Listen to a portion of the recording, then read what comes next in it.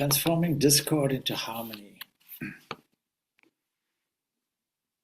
I suppose I selected the topic because there's a great deal of concern about the current state of affairs in the world.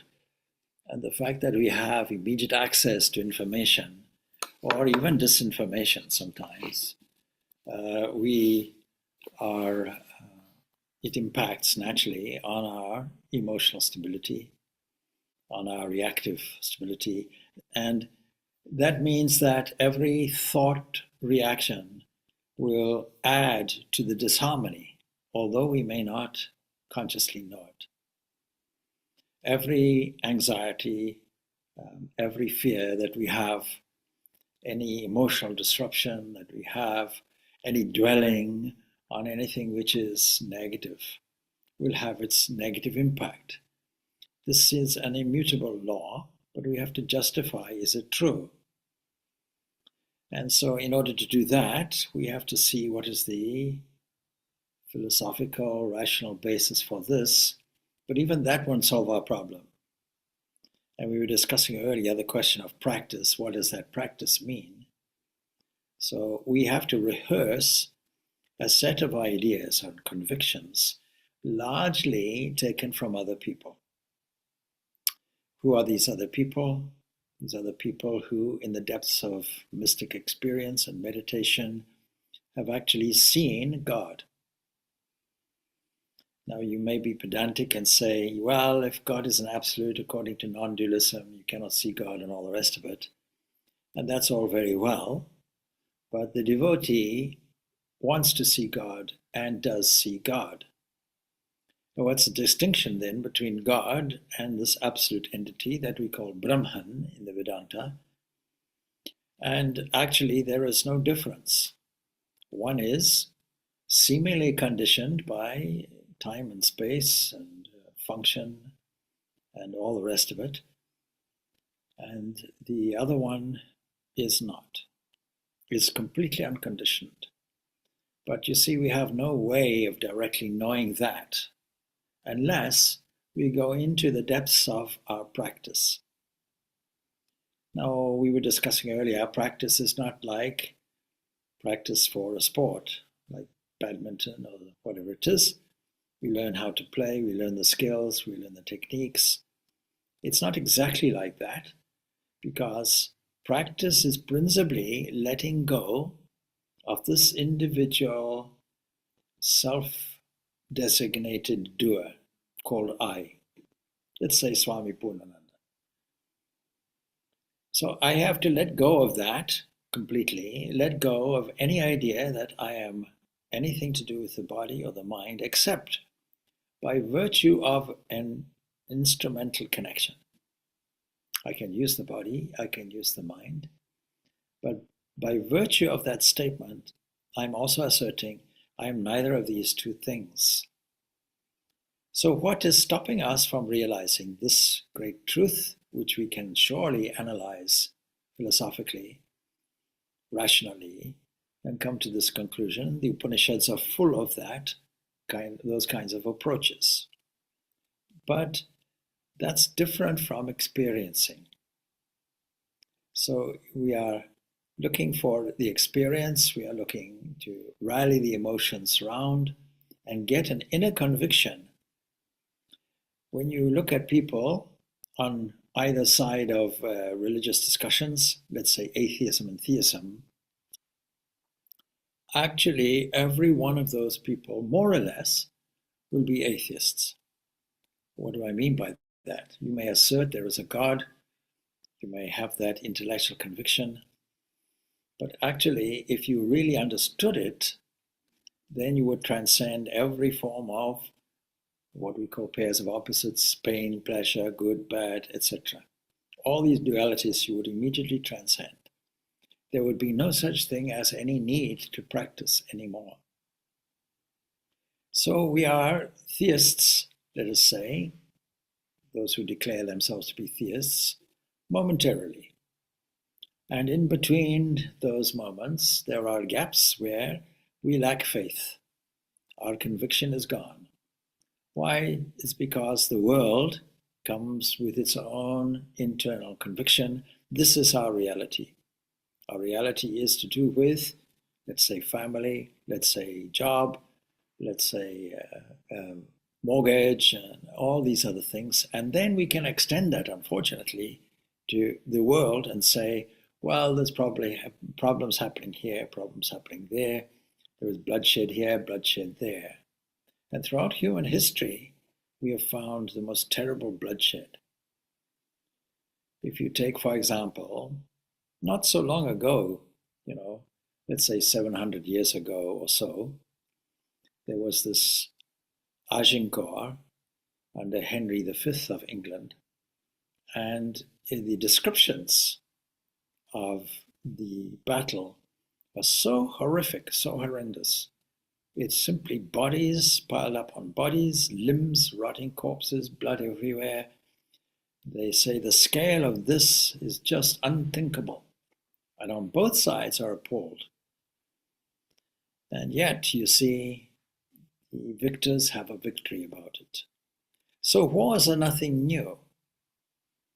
I was kind of mentioning this briefly with visiting Swami Purnananda, a very famous YouTube Swami. And I was pointing this out, and he nodded in agreement, said, sometimes we forget our history, that these moments of human calamity, and we might even say foolishness, and they're all an extension of this attachment to a body-mind complex. Instead of a personal body, we make it a national body. That's all. That's the only difference. Still, there is this individual pride, this pride of individuality. Now, to assert individuality can be a tremendous advantage, because on the individual basis, supposing we assert that I am body-mind complex, I am a certain behavioral personality, labeled this for passport purposes, I can still take advantage of the skills and talents I inherently have and using them. And this use the Bhagavad Gita refers to as Swadharma, my personal path, my personal expression of skills and talents and abilities. And not only that, but to explore the potential which we all have. Can everybody be an artist? Well, actually, if you enter into the artist's feeling and mind, the answer can be yes. Without studying at an art college, you may have some kind of techniques and so on. So there is an element of learning on the one side, no doubt, self-effort, but there's the other where something else takes over. And in religion, we call this divine grace. Divine grace takes over. We do something, a small thing, relatively speaking, and God takes care of the rest. This kind of understanding is what we call practice. Practice means we do what we can, with the understanding that we can relax in the presence of the divine and say, Lord, you carry me the rest of the way you carry me. And that maybe we start off that process. Many people will start that process off, the internal journey, with an external observation. External observation means, in the Bhagavad Gita, if we take that as an example, we'll find many, many examples, dozens and dozens and dozens of examples of divine glories. And when we get used to that idea, it means everywhere we look, we see this relative Brahman, this conditioned Brahman, conditioned as it were. For example, if you use the analogy of waves and ocean, you might say that the waves are the activity of the ocean, and that's good in the example, but actually, even in the example, we can't say that the ocean is creating waves. Yes, there may be some currents and so on, but it is the other factors, the wind, for example, the motion of the earth and so on, the pull of the moon, that is creating disturbance at the surface of the oceans. So we can only use the word apparent. Now, if this world is just an apparent play of waves, divine waves, which we see as divine glories everywhere, and we make lists of these divine glories, surely there'll be an internal feeling twofold. One feeling will be an overwhelming sense of awe and wonder. So we can take stock, for example, particularly sometimes at the end of the day, we can count our blessings and see the things that we are thankful for. But the green grass is there, the gentle breeze is there, the turbulence of the ocean is there, the calm of the night is there, the sense of being able to contemplate all of these things leads us to a kind of recognition of this divinity everywhere, a kind of presence of this divinity everywhere. So we can see that all of these glories have a cause. And so all activities that we see can be registered as a kind of invisible spiritual activity taking place. This cause that produced this variation can be recognized. And that means that we could never or should never look at a sunrise or a sunset without instantly realizing the spiritual nature of what we are observing and what has brought it into expression. So God, or the divine principle, as a creative principle of the mountains, the skies, seas, this creative principle of that which fills the air with birds and stocks the seas with fish, if we live continuously in the contemplation of this invisible presence and power that underlies all things, this very place upon where we stand will be holy ground.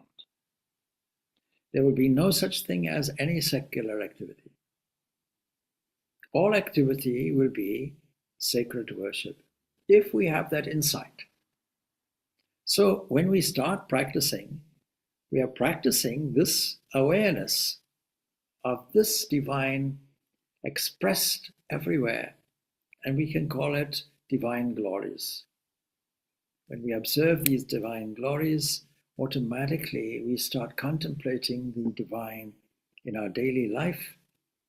And this really is the start of what we call practice. Why do I say the start of it? Because as we ponder this divine glory, contemplating the wonders, our mind is stayed on that divine principle, that causal principle. And then fewer and fewer extraneous thoughts can interfere with us and thrust on our consciousness. And so the fundamental book of Practicing the Presence by Brother Lawrence, Imitation of Christ, these are fundamentally Christian books, but also we have many, many examples in all religions where we are able to contemplate the divine manifestations and therefore the cause. Where you get a thoroughly dualistic religion, creator-creation, we find still that link. For example, in Islam, where we say, well, the creator and creation are entirely separate and different. It's all right. But still, you see, if we think that this world is a creation, then we can take this divine entity to be a creator. Or if we take this as a kind of a protected field, then that divine becomes our protector. And if we see it as a play of divine waves, physical, vital, mental, intellectual, artistic, spiritual, then in that case, this divine is revered as a player or a cosmic dancer, maybe even a poet. So people perceive his sport, but none perceives him, And this is a beautiful, beautiful statement, which is taken from the Brihadaranyaka Upanishad, section 4. So this infinite entity, which is described actually in many places as a self-luminous light, is seated amidst all the organs and is reflected in the intellect. So it's right here. And we have to see it, all these glories everywhere.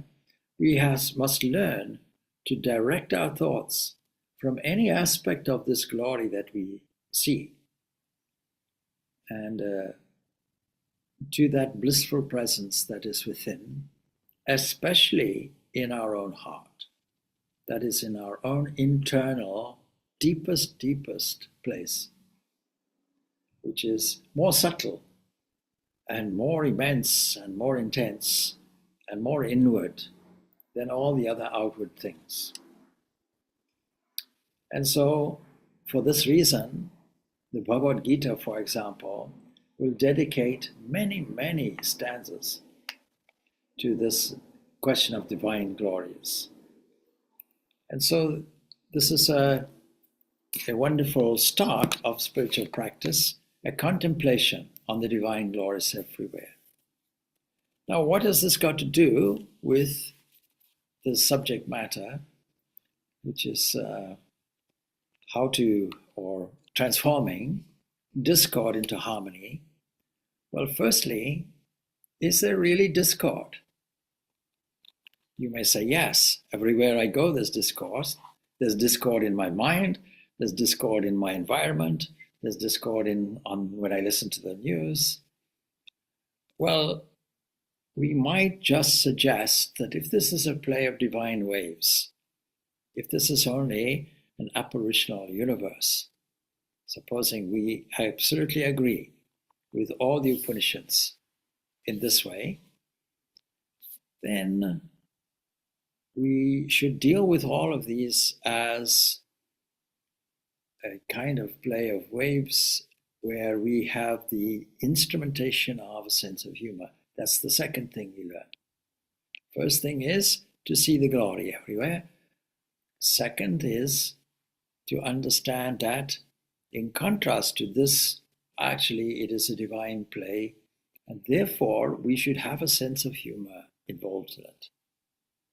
We should simply see it as a series of passing waves. You may say, how can I have a sense of humor about people suffering? Well, yes, on the surface it's there, that's our first reaction. But as we contemplate a little deeper, even in a practical historical context, we'll say these things pass.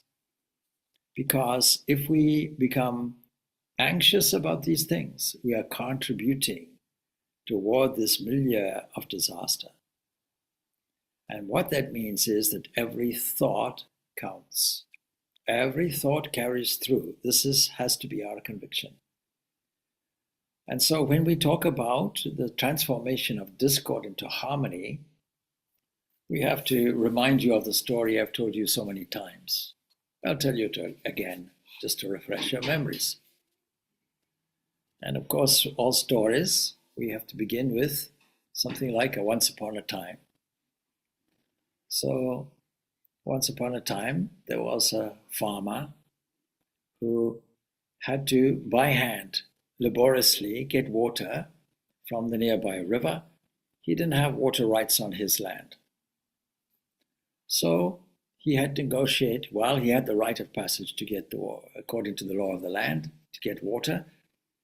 And so he would take an immense vessel, and every day he would go through his neighbor's territory, and his neighbor didn't really like it. You can immediately see a difficulty of water rights. The neighbor decides, I'll make things as awkward as possible, and every time the person comes to get the water, I'll ambush him, and I'll run away as well before he can catch me, and so on, and confuse him because he won't know where this gift, as it were, of cow dung, which I'm going to throw on him, will arrive. Sometimes I'll hide behind a rock. Sometimes I'll hide up a tree. But in any event, I'll pour this cow dung all over this person. So not only will he find it difficult to get the water, but he won't know where this came from, I suppose. Well, he will know, but I'll run away. And he'll have to go and bathe and wash and so on and so forth with that same water. So after 1 year of this, full year of this, around about this time, December, let's say Christmas time, year of good cheer and welfare for all beings and so on, the neighbor receives a knock on his door, and it is this farmer. And now he's a little bit wary what will happen. And the farmer produces the most exquisite rose flower. He says, I would like you to have this because all that cow dung you gave and threw over me, I managed to take it off and put it in the garden. And with that, I'm now planting beautiful rose trees. Not only that, I'm exporting them. But I'll give this flower to you on only one condition only. What is that? This forthcoming year, please double the dose. So with all of this cow dung of life, so-called, our interpretation of it, because God made the world and so it was good. He doesn't see it like this. So only we see it like this. With all of this material, we can transform it into something beautiful. Why? Well, because in that compost itself, the very seeds of flowers are there. Even seeds of tomatoes are there. And when the flower grows, it doesn't turn around and complain. Oh, look at my ancestry. See, I should not be honored in the social class because my ancestry was nothing more than cow dung, nothing more than compost, with a few worms in it and so on and so forth, and really smelling very bad. Everybody avoids my ancestry. And yet, look at me, I'm a flower. That means within the seeds of this discord, what we interpret as discord, are the seeds of, transformed seeds of infinite potentiality, infinite goodness, infinite wonder. So that is the lesson that we have. Now, do we have to be farmers? Well, in a way, we have to have that. We have to cultivate things. And the beauty about the farmer is he doesn't take farming as a labor. He doesn't take it as something that is not worthwhile or something that is difficult or something that is a struggle. It may be, of course, but his enthusiasm carries through. And Ramakrishna gives this example about concentration. Knowing that there may be a disaster, there are two farmers, and one says, oh, I'll do the plowing and the planting and so on and so forth when I have some time. It's not a serious thing. If there's a future thing, future conditions for the growth of things and so on, well, then that's the time when I'll do it. Procrastinating kind of farmer. Another farmer, his wife says to him, look, you're laboring in the field day and night, day and night, day and night. You're working so hard. When you have time for leisure and so on and so forth, he says, no, wait until the field is fully plowed, seeds are fully sown and fertilized and so on and so forth. I won't rest until that job is accomplished. And he accomplishes it. And then after that, he's able to relax nicely. Ramakrishna says, please bring my tobacco and so on and so forth. And now you can massage my feet, I can relax, and so all these kinds of things. You can get the picture. The other person, unfortunately, it's too late and there's no crop.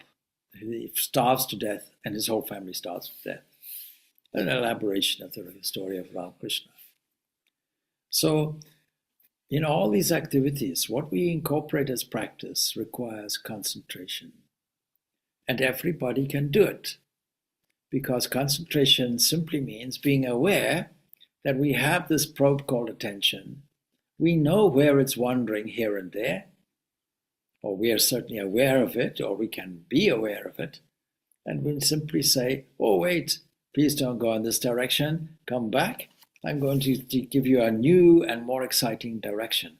something which is more pleasurable, something which will give you some joy, something that, and that something will be allowing the mind to dwell on the divine cause of everything that manifests as full glory.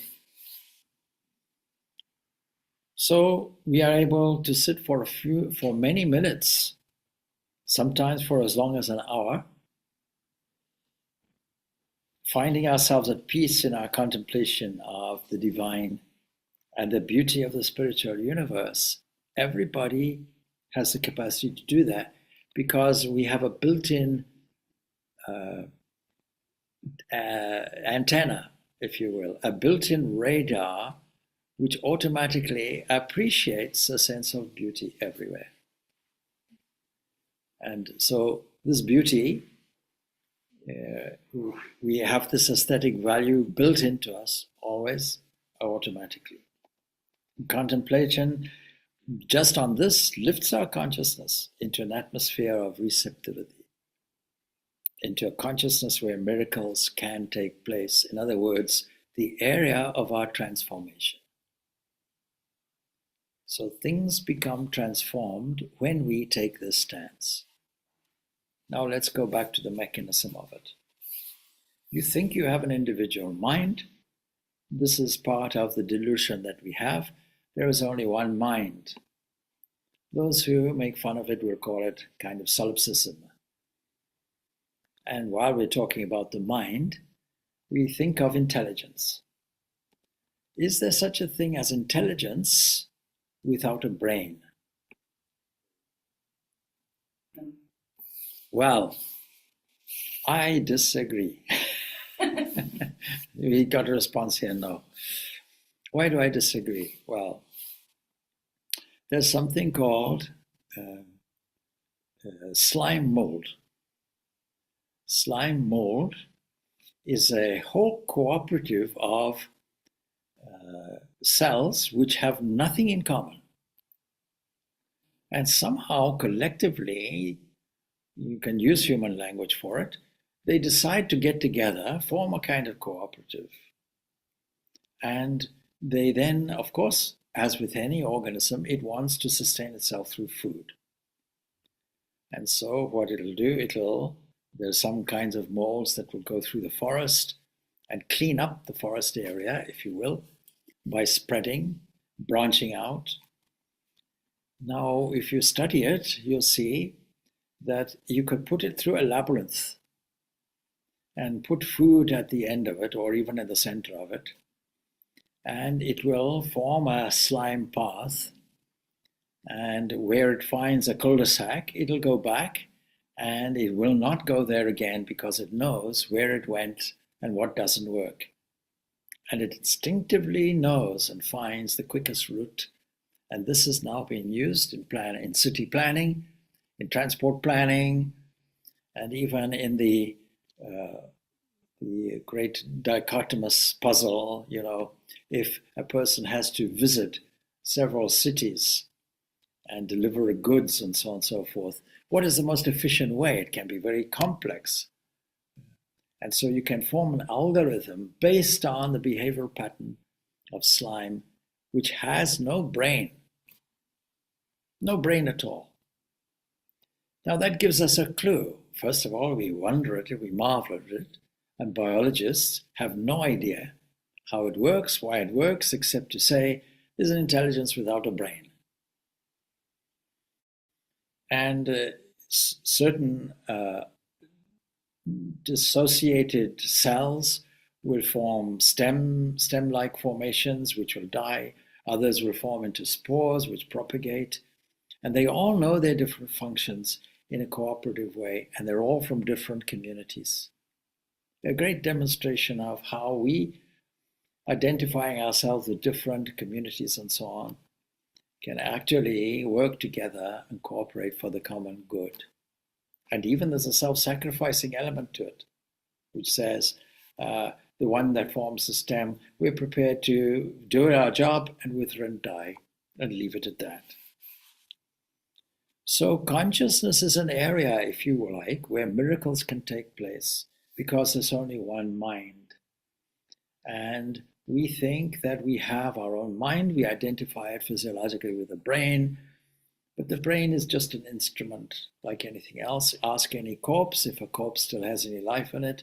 So your brain is dead and yet you're not functioning. Something has to be added to it. So the instrumentality is in the objective field and the user is in the subjective field. And we always have to identify with that, because the marvel of it is this, that what we're worshipping, what we're getting close to in practicing the presence of the divine all the time, is actually in us, completely in us, 100%. You can't even use the word percentage, but the whole totality of it is in you. And with that whole totality, everything is possible. We can learn to transform all the energy which is going into our negativity and transform that energy into something useful, positive, something that is not egocentrically orientated, but something where we can steer it for the good of all. So the conscious thinking mind comes to a stop at some point in deep, deep meditation, when contemplation now arrives at meditation, and we can access, if you like, the invisible presence and power and give it an opportunity to function until that invisible selfhood, that invisible presence and power is permitted, if you like, to operate in our consciousness. We are merely functioning on the mental level, normally speaking. But we have to go deeper than that. What Swami Vivekananda will register as called in the Raja Yoga, the superconscious mind. So transforming the instinctive mind, the subconscious mind, even the conscious mind being the avenue toward it. Now, if we can see some important statements from, let's say, the Mundaka Upanishad, and some statements made by Patanjali in the Patanjali Yoga Sutras, they give prominence to this word Om. And all these mantras, Om, these guiding thoughts, are designed for us to access this superconscious mind. So now the example is given. How do we do this? How do we intensify our practice to make a transformation of discord into harmony? Even before I go there, let me tell you that we have to understand nature, which is full of harmony and discord, but overall striving toward harmony. It is fully in tune with dharma. Dharma means that which holds things together. We assume in a state of harmony, and left to its own devices, it knows what it's doing. It knows its job. Why? Because what we call nature is this manifested glory, which we call Prakriti, is designed to be rough, designed to be vacillating, designed to be turbulent, designed to be in our favor when we see the favorable aspect of it. And when we go against these laws, immutable laws of nature, which are all divine expressed in movement, as it were, then we are in for trouble. And so man has the capacity to disrupt it, but man alone has also the capacity to transform their own reality.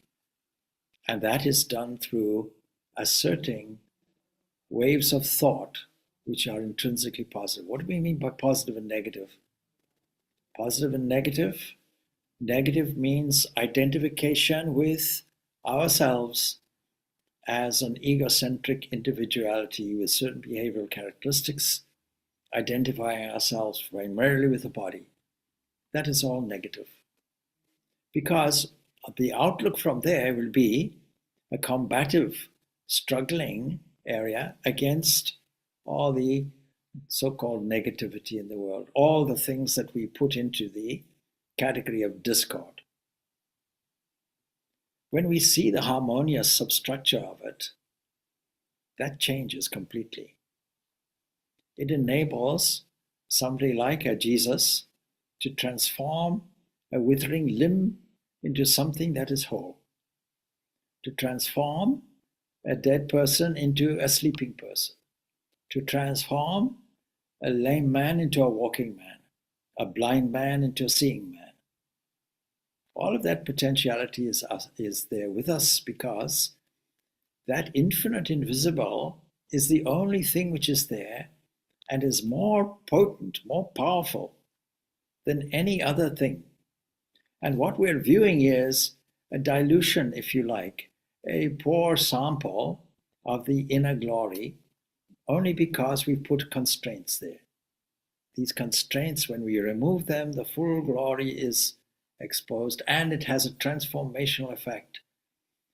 If we had a handful of people today, just a handful, let's say a dozen people, who really understood this thing that we call the infinite, or what we call in religion God. If we really had a handful of people that understood that, we would more than likely transform the entire world for several thousands of years, possibly. Supposing we had a dozen Jesuses, a dozen Ramakrishnas, supposing we had that, that would have the potentiality of transforming the whole world. But we have the potential of transforming our own selves and our own environment. And in the Buddhist language, through right thinking, right occupation, right virtues, and so on. All of those kinds of things. In other words, using the mind in a much more joyful and positive way. Because we have that choice. I don't think any other entity has that level of choice, except for the human. The level of the intellect that the human has the capacity to transform their own reality instantaneously and sustain it. And the thinker being infallible, every thought will be infallible unless it will be neutralized by a doubt or a fear or a counter thought. As soon as we observe this negative, we say, okay, come, go, put in double the amount, make it a statistical thing until the entire mind is saturated with power and divine presence. The human mind cannot be the avenue for the activity of the soul as we would like to make it.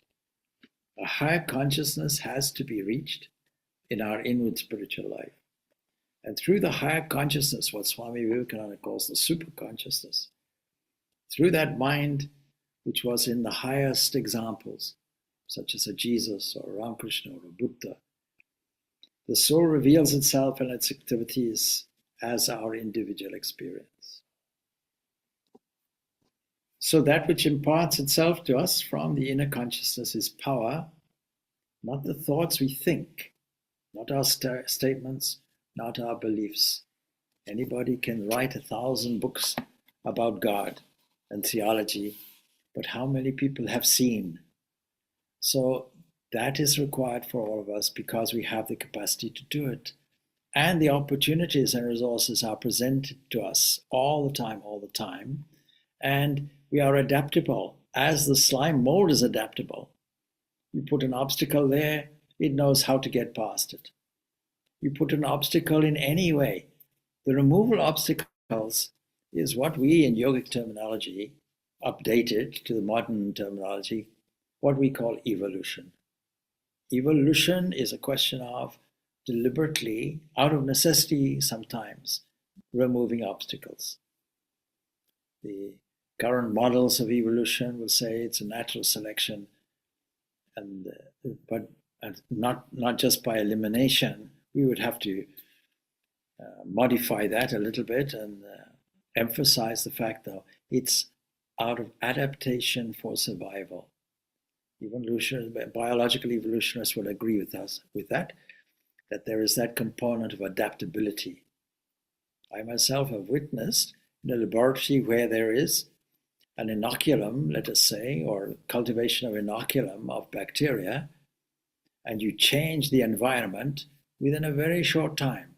There's an adaptation to temperature, an adaptation to nutrients, an adaptation even to toxins.